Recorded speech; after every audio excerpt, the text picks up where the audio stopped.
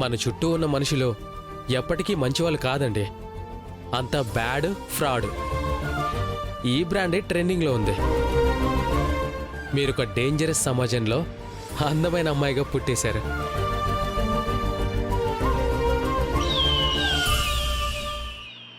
కాబట్టి మీరు కేర్ఫుల్గా ఉండడం అస్సలు తప్పే కాదు, అలాగే ఉండాలి. మీలా అమ్మాయిల గురించి ఇంత మంచిగా ఆలోచించే వాళ్ళు ఎక్కడుంటారండి? అదేగా నేను చెప్పేది. నేను కూడా మంచోన్ని కాదు, దయచేసి నన్ను కూడా మీరు నమ్మొద్దు. చాలే ఊరుకోండి ప్రకాష్ గారు, మీకు ప్రతిదీ జోకే కదా.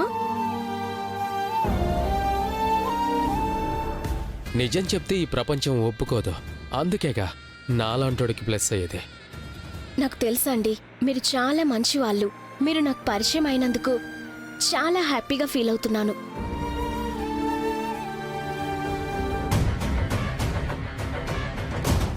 ఇంకా నువ్వు ఫీల్ అవ్వాల్సింది చాలా ఉంది మై డియర్ లహరి బ్యూటీ. ఇప్పటి వరకైతే ఓకే, కానీ ఇంటికి దగ్గరగా వెళుతున్న కొద్దీ అమ్మ ఏమంటుందోనని చాలా టెన్షన్గా ఉంది. ఇంట్లో వాళ్ళు చాలాసార్లు కాల్ చేశారు, వెళ్ళాక ఏం చెప్పాలో కూడా అర్థం కావట్లేదు. అయ్యో లహరి గారు, మీరేం టెన్షన్ పడకండి. ఇలాంటి సమయంలోనే సమయస్ఫూర్తితో వ్యవహరించాలండి. సమస్య ఏదైనా జాగ్రత్తగా హ్యాండిల్ చేయటమే. మీరు ధైర్యంగా ఉండండి. మ్మ్,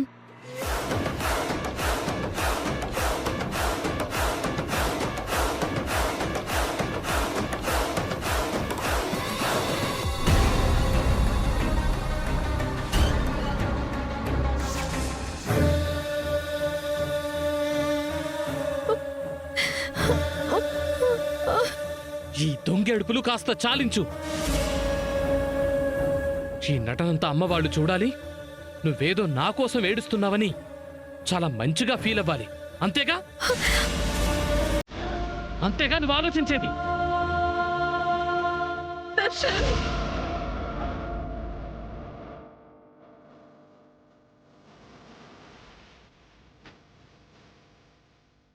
అమ్మ రావడం నువ్వే ప్లాన్ చేసుంటావు.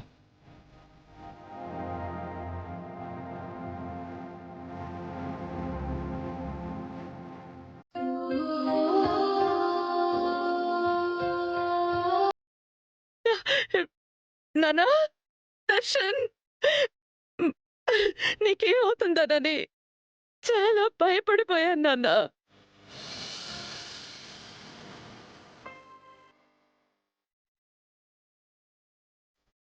నీ గురించి నేను మొక్కని దేవుడు లేడు. నిన్నిలా చూసేంత వరకు ఊపిరి బిగపట్టుకునున్నాను తెలుసా. ఇప్పుడు నిన్ను చూశాక ప్రాణం తిరిగి వచ్చినట్టుంది.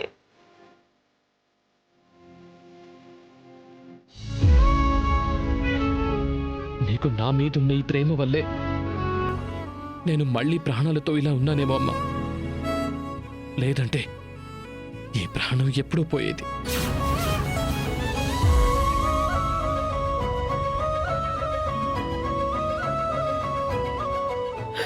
దర్శన్, ఏంట్రా మాటలు?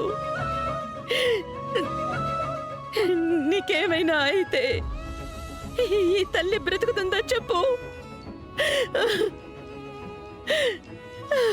నా పంచ ప్రాణాలు నీ మీద పెట్టుకుని బ్రతుకుతున్నాను నాన్న. ఈ ఆనంద భైరవి లోకం దృష్టిలో ఎంత స్ట్రాంగ్ ఉమెన్ అయినా నా బిడ్డల విషయంలో నేనలా కాదు. నీకు ఏ కీడు బాటిల్లినా ఈ గుండె తట్టుకోలేదు నాన్న, తట్టుకోలేదు.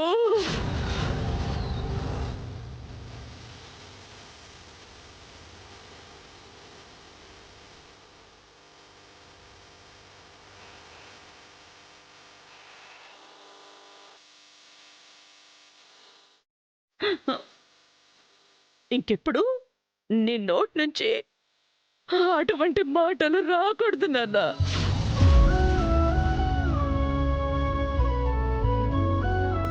నాకు ఊపిరున్నంత వరకు నా బిడ్డకు నేను రక్షగా ఉంటాను. నీకు నీకు నేనేమీ కానివ్వను.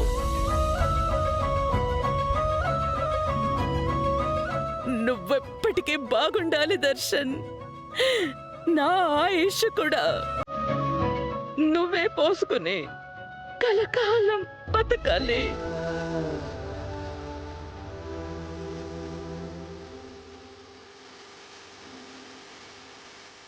అమ్మ శరణ్య, డాక్టర్ గారు మందులిచ్చారు కదా, దర్శన్కిచ్చావా?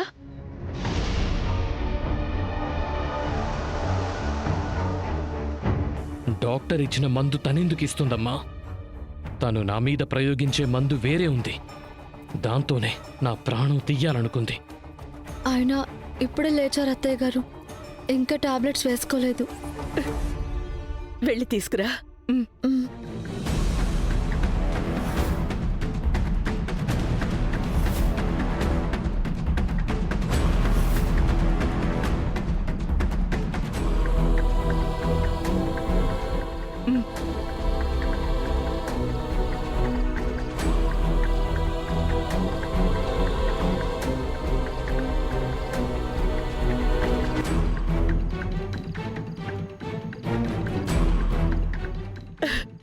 జాగ్రత్త నాన్న.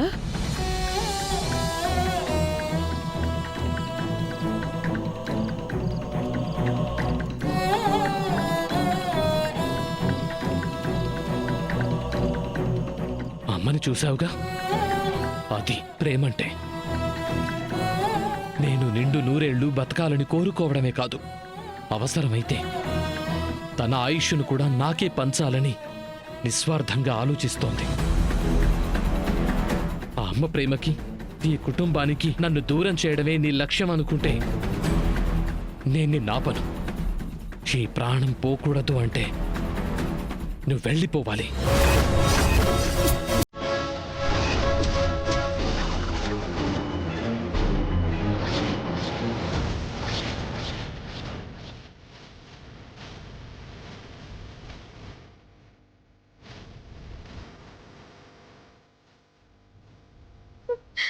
దేవుడా, ఏంటి నాకీ పరీక్ష? తనకి తగిన కోడళ్ళని అత్తయ్య గారు ఎంతో ఇష్టంగా నన్ను ఈ ఇంటికి కోడలుగా చేసుకొని తీసుకొచ్చింది. ఇప్పుడు నా మూలంగానే ఆయనకి ఏమైనా అయితే అత్తయ్య గారు ఎలా తట్టుకోగలరు?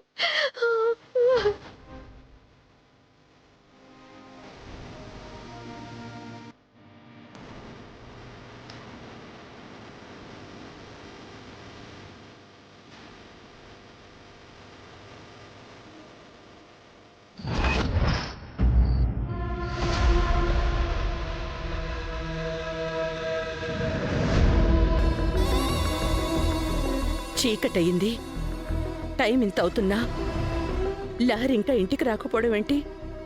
ఎక్కడికి వెళ్ళుంటుంది?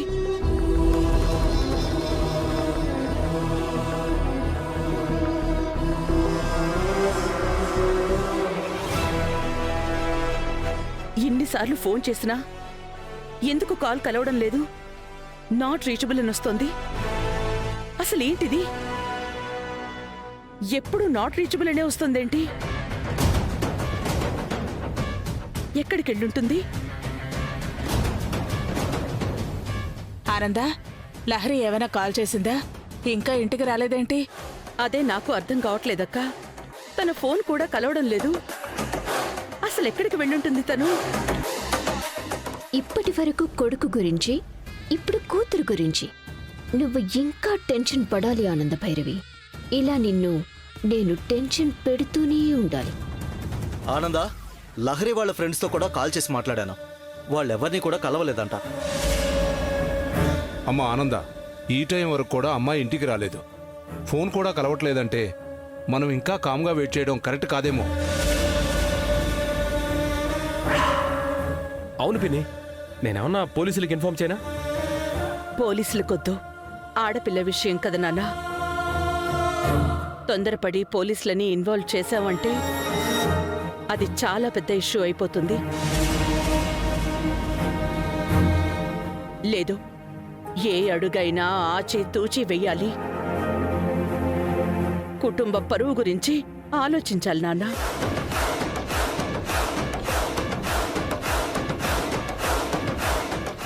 లహరి మార్నింగ్ వెళ్ళినప్పటి నుంచి ఫోన్ పనిచేస్తోంది గాని లిఫ్ట్ చేయట్లేదు. ఎందుకు లిఫ్ట్ చేసి ఉండదు? ఎక్కడికైనా చెప్పే వెళ్తుంది కదా, ఈ రోజు ఎందుకు చెప్పలేదు?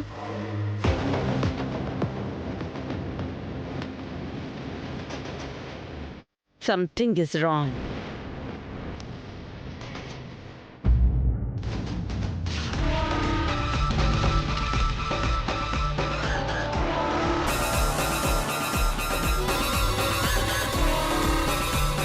ఇక నుంచి నువ్వేం చేయాలనుకుంటే అది చెయ్యి. నేనుంటాను కదా నీకు సపోర్ట్గా.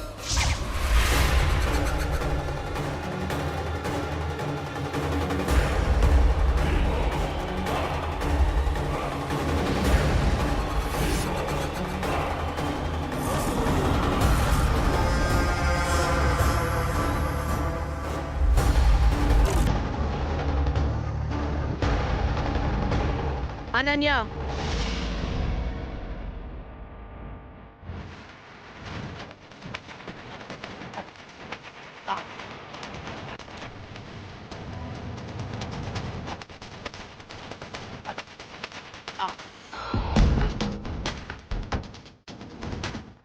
అత్తయ్య గారు,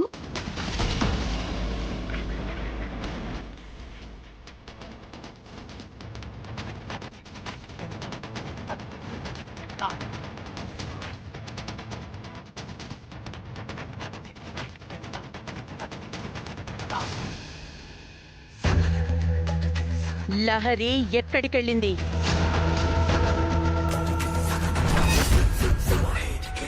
ఆ మాట నన్ను అడుగుతున్నారేంటి అత్తయ్య గారు? తను ఎక్కడికెళ్ళిందో నాకెలా తెలుస్తుంది? తెలుస్తుంది, నీకే తెలుస్తుంది.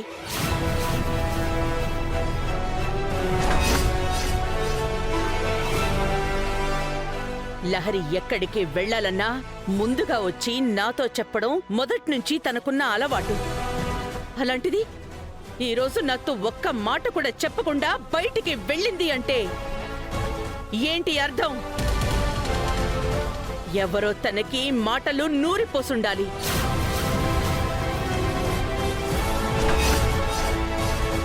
నా మాటకి విరుద్ధంగా కుటుంబం పరువుతో ఆటలాడే సాహసం ఈ ఇంట్లో నువ్వు తప్ప మరెవ్వరూ చెయ్యలేరు. లహరిని మాటలతో మ్యానిపులేట్ చేసి తనిలా బయటికి వెళ్ళడానికి ఖచ్చితంగా కారణం నువ్వే. చెప్పు, లహరి ఎక్కడికెళ్ళింది? అత్తయ్య గారు, ఏం మాట్లాడుతున్నారండి మీరు? లహరి గురించి ఉదయం నుంచి నేనెంత టెన్షన్ పడుతున్నానో అందరూ చూస్తున్నారు కదండి. అలాంటిది మీరు నన్ను అనుమానించటం న్యాయం అంటారా? న్యాయాన్యాయాల గురించి నా ఎదురుగా నువ్వు మాట్లాడుతున్నావా? ఈ నాటకాలన్నీ కట్టిపెట్టు. నువ్వు ఈ గడపలో అడుగు పెట్టినప్పటి నుంచి ఈ ఇంటి పరిస్థితులు, నీ ప్రవర్తన ఏది సరిగ్గా లేదు. నా కూతుర్ని ఏం చేసావో చెప్పు, ఏం ప్లాన్ చేసావో చెప్పు.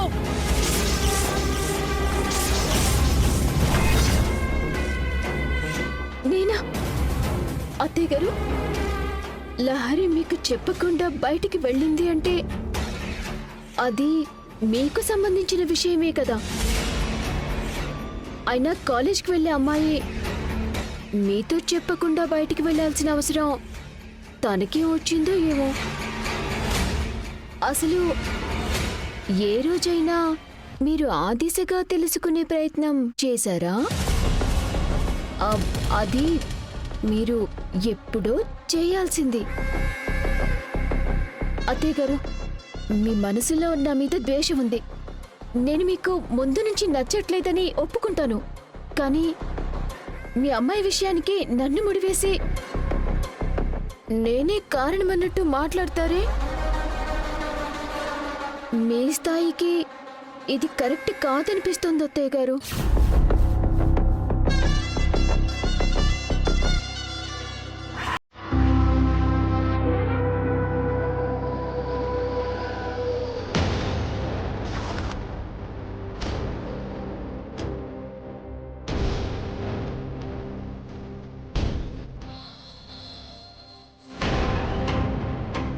అత్తయ్య గారు చూడండి, లహరి వచ్చింది.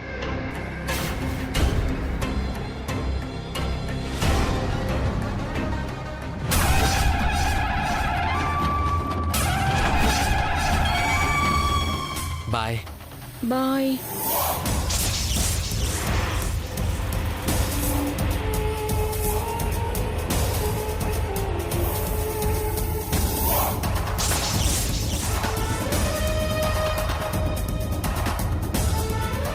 చూసారా అత్తయ్య గారు, అది విషయం. ఇప్పుడు నన్ను కాదండి, మీ అమ్మాయిని అడగండి. ఎందుకు మీకు చెప్పకుండా బయటికి వెళ్ళిందో ఆ సంగతి అడగండి. మీ కళ్ళతోనే చూశారు కదా అసలు సంగతేంటో. మీరే లహరిని అడిగి తెలుసుకోండి. మీరిలా నన్ను అడిగారని నేనేం బాధపడనండి. లహరి మనింటమ్మాయి కదా, అన్నీ మనమే తెలుసుకోవాలి. అమ్మా లహరి, ఎక్కడికి వెళ్ళిపోయావమ్మా? ఆ?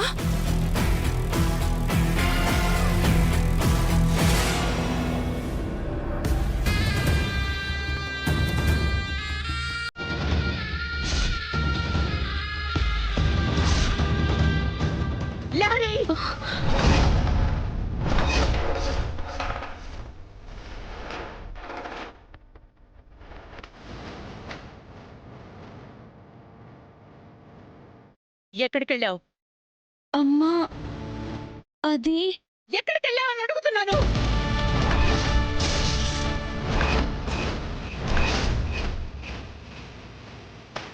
అమ్మా పార్టీ, ఫ్రెండ్ బర్త్డే పార్టీ అమ్మా.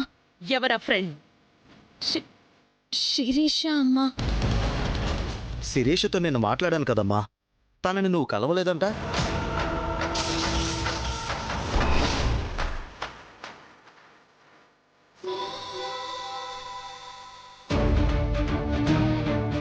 అబద్ధం చెప్తున్నావా? లేదమ్మా.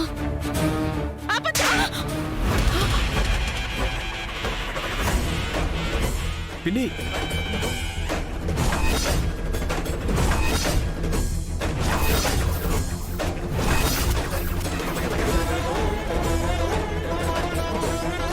అమ్మతోనే అబద్ధం చెప్పేదాకా వచ్చావా? నాకే అబద్ధం చెప్తావా? అమ్మతో అబద్ధం చెప్పేదాకా వచ్చావా? చెప్తావా? నిన్ను నిన్ను ఎంత ధైర్యం నీకు? నాకే అబద్ధం చెప్తావా? నాకే అబద్ధం చెప్తావా? అయ్యో, అబద్ధం. నాకే చెప్తావా? అబద్ధం చెప్తావా? ఎంత ధైర్యం నీకు? నాకే అబద్ధం చెప్తావా? అత్తయ్య గారు కొట్టకండి. అత్తయ్య గారు కొట్టదండి. లహరి ఏదో తెలియక తప్పు చేసుంటుంది, పాపం వదిలేయండి. తప్పు చెయ్యడం ఏంటి? నా కూతురు తప్పు చేసిందని నువ్వు చెప్పడం ఏంటి? తప్పుకో. నా కూతురుతో నేను మాట్లాడుతున్నాను కదా.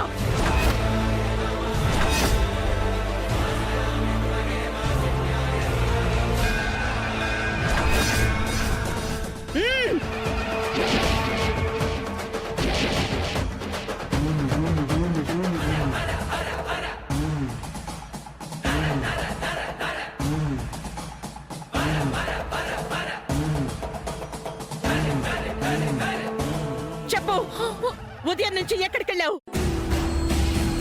ఇప్పటి వరకు ఎక్కడున్నావు? చెప్తావా లేదా? చెప్పు. చెప్పు. ఆనంద, ఆనంద, ఆగమ్మా, ఆగు. చెప్పు. అమ్మా, ఆనంద, నా మాట వినమ్మా. ఆగమ్మా. చెప్తావా? ఆనంద. అమ్మా. అయ్యో అయ్యో ఆనంద, నువ్వు చాలా ఆవేశంలో ఉన్నావు. నా మాట అర్థం చేసుకో ఆనంద. ఏంటక్క అర్థం చేసుకునేది? నిన్ను ఆనంద, ఆనంద, నువ్వు కొట్టద్దు ఆనంద. పెళ్ళిడికొచ్చిన అమ్మాయి, అర్థం చేసుకో ఆనంద. పెళ్ళేడుకొచ్చిన అమ్మాయి కాబట్టే ఇలా అడుగుతున్నాను. లాలి పడి బుజ్జగించి అడిగే పరిస్థితుల్లో ఈ ఇంటికొచ్చిందా? పొద్దున్ననగా బయటికెళ్ళింది, ఫోన్ చేస్తే ఒక్కసారి కూడా రెస్పాండ్ అవ్వలేదు. ఎంత భయం, ఎంత టెన్షన్. తల్లిగా నాకుండదా? నిన్ను ఆనంద ఆనంద ఆగు ఆగు నాకే అబద్ధం ఆనంద చెప్తుంది. తప్పుకోక. ఈ రోజు అసలు విషయం ఏంటో తేలిపోవాలి. దయచేసి అడ్డం రాదు. నిన్ను ఆనంద ఆనంద ఆగు ఆనంద నిన్ను ఆగు. అయ్యో ఆనంద ఆనంద ఆగు. నువ్వు ఆవేశంలో ఉన్నావమ్మా, కాస్త నా మాట వినమ్మా. అక్క ఆవేశపడకుండా ప్రశాంతంగా ఉండడానికి అది నా కూతురు, నీ కూతురు కాదు కదా.